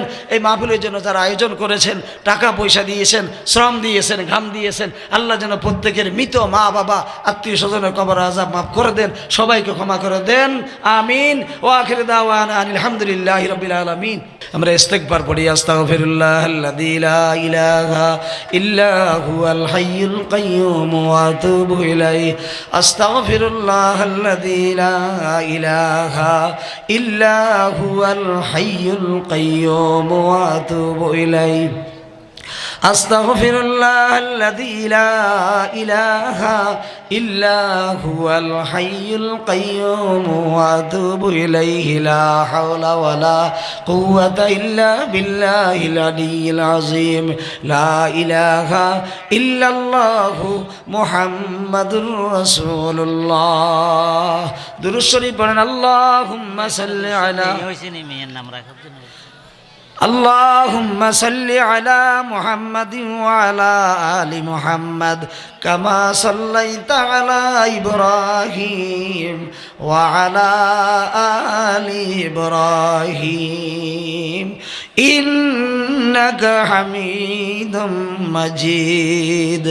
اللهم بارك على محمد وعلى آل محمد كما বারাকতা আলা ইব্রাহিম ওয়া আলা আলি ইব্রাহিম ইন্নাকা হামিদুম মাজিদ। এখন দোয়া হচ্ছে, যারা আশপাশে আছেন দোয়ায় শরীক হন। এক সদস্যের, এই যুব সমাজের এই মাহফিলের একজন সদস্যের একটা কন্যা মেয়ে হয়েছে, তার নাম রাখা হয়েছে সামিরা ইসলাম সাহারা, পিতা মোহাম্মদ সাইদুর রহমান সুজন, মাতা মোসাম্মদ লাকি আক্তার। মেয়ের জন্য দোয়া চাইছেন, আল্লাহ যেন মেয়েটাকে নেক হায়াত দান করেন এবং সুস্থতার জীবন দান করেন, হাফেজা আলেমা হিসাবে আল্লাহ কবুল করেন, বলেন আমিন, আল্লাহুম্মা আমিন। ربنا ظلمنا أنفسنا وإن لم تغفر لنا وترحمنا لنكونن من الخاسرين ربنا فاغفر لنا ذنوبنا وكفر عنا سيئاتنا وتوفنا مع الأبرار। আয় আল্লাহ তাআলা, হাজার হাজার মান গুনার বোঝা মাথায় লইয়া তোমার শাহী দরবারে দুইখানা অপরাধী হাত উত্তোলন করলাম। মেহেরবানি করে আজকের এই মাহফিলের খাতিরে আমাদের সকলের জিন্দিগির গুনাহগুলি মাফ করে দাও। আয় আল্লাহ তাআলা, এই মাহফিলের আয়োজন যারা করেছেন, শোনার জন্য যারা এসেছেন, টাকা পয়সা দিয়া, যারা পরামর্শ দিয়া, বুদ্ধি দিয়া, সময় দিয়া, শ্রম দিয়া সহযোগিতা করেছেন, জানি না কার মা আছে কার মা নাই, কার বাবা আছে কার বাবা নাই। আল্লাহ প্রত্যেকের মৃত মা বাবার কবরকে জান্নাতুল ফেরদাউসের বাগান বানায়া দাও। আয় আল্লাহ তাআলা, আমাদের মাঝে অসুস্থ যারা আছে সুস্থ করে দাও। আয় আল্লাহ, ঋণগ্রস্ত যারা আছে ঋণ পরিশোধ করাইয়া দাও। বিপদগ্রস্ত যারা আছে বিপদ মুক্ত করে দাও। পেরেশানিতে যারা আছে পেরেশানি দূর করে দাও। আয় আল্লাহ তাআলা, দেশে শান্তি প্রতিষ্ঠিত করে দাও। এমন দলকে ক্ষমতায় না দাও যেই দলের দ্বারা আল্লাহ দেশ এবং জাতি নিরাপত্তা আসবে, শান্তি আসবে। আয় আল্লাহ, সকল দুর্নীতি বন্ধ হবে, জুলুম অত্যাচার বন্ধ হবে, অন্যায় বিচার বন্ধ হবে, মানুষের অধিকারে ফিরে পাবে। আল্লাহ, সেই দলকে ক্ষমতার জন্য কবুল করে নাও।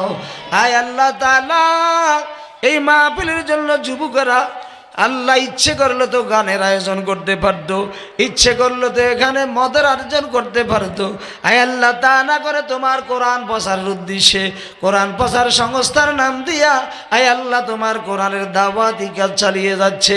আল্লাহ, তুমি এই যুবকগুলাকে হযরতে খালিদ বিন ওলীদের মতো কবুল করে নাও, আব্দুল্লাহ বিন রাওয়াহার মতো কবুল করে নাও, জাফর বিন আবি তালেবের মতো কবুল করে নাও। আয় আল্লাহ তাআলা, এই যুবকদেরকে হাসরের মাঠে আল্লাহ হযরতে আব্দুল্লাহ বিন রাওয়াহার সাথী বানায়া, জাফর বিন আবি তালেবের, যায়েদ বিন হারেসার সাথী বানায়া, খালিদ বিন ওলীদের সাথী বানায়া আল্লাহ একসাথে তাদেরকে শহীদি মর্যাদা দান করিও। আয় আল্লাহ তাআলা, এই সংগঠনকে কবুল করো, আজকের মাহফিলকে কবুল করো। আয় আল্লাহ, আমরা হাত তুলেছি, হায়াত তোমার দেওয়া, জীবন তোমার দেওয়া, তোমার জীবনের প্রতিটা মুহূর্তকে তোমার হুকুম মতো ব্যয় করার তৌফিক দান করো। জানি না কোন দিন, কোন মুহূর্তে, কোন মিনিটে, কোন ঘন্টায় আমার জীবন শেষ হইয়া যায়। প্রতিটা সেকেন্ড, প্রতিটা মিনিট, প্রতিটা ঘন্টা আল্লাহ তোমার স্মরণ করে চলার তৌফিক দান করো। আল্লাহ, চক্ষু দিয়েছে দেখার জন্য, অন্ধ বানাই দিও না। আল্লাহ, জবান দিয়েছ কথা বলার জন্য, বোবা বানাই দিও না। ব্রেন দিয়েছ পাগল বানাই দিও না। কান দিয়েছে শোনার জন্য, ভয়রা বানাই দিও না। হাত পাও দিছে চলার জন্য, প্যারালাইসিস দিয়া বস কইরা দিও না। আল্লাহ, আগুনে জ্বালাইয়া মারিও না, আগুনে পুড়িয়া মারিও না, সাপের দংশনে মারিও না, নদী সাগরে ডুবাইয়া মারিও না, হঠাৎ অ্যাক্সিডেন্ট করে মারিও না। আমরা ইমানদার, আমরা মুসলমান, ইমানের উপরে চলার তৌফিক দান করো। মৃত্যুটা ইমানি মৃত্যু দিও, মুসলমানি মৃত্যু দিও, সম্মানী মৃত্যু দিও। আল্লাহ, আজকে যেই মাহফিলে হাত তুললাম, বহু আয়েস ওই মাহফিলে দুনিয়া থেকে বিদায় হয়ে যায়, বহু শ্রোতা মাহফিলের সামনে থেকে বিদায় হয়ে যায়। না জানি আজকের এই মুনাজাত আমার জীবনের শেষ মুনাজাত হয়ে গেল নাকি। হতে পারে আগামীকাল 10টা 11টায় আবার জানাজার নামাজের এলান করা হবে। স্ত্রী বিধবা হইয়া যাবে, সন্তানগুলি এতিম হয়ে যাবে। আল্লাহ তাই যদি হয়ে যায় আগামীকালকে সকালবেলা জীবনের শেষ গোসলটা হয়ে যাবে, শেষ কাপড়ের পোশাক পরায় আতর গোলাপ মাইখা আল্লাহ শেষ দুলা সাজায়া দিবে, ওই খাটে কইরা কবরের দিকে নিয়ে যাবে।